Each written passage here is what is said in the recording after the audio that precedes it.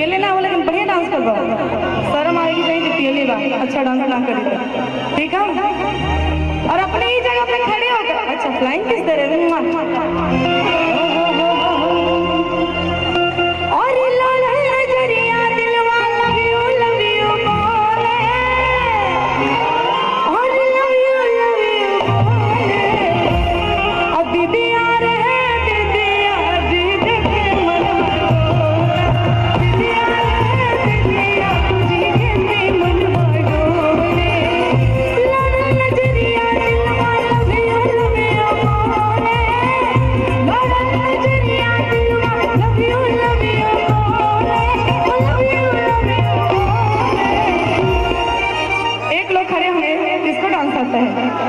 अरे सब ना एक बोल लिया सबका पारी नंबर आई। अच्छा आप करेंगे ठीक है। जिसको जिसको डांस आता अपनी जगह पे खड़ा हो जाए।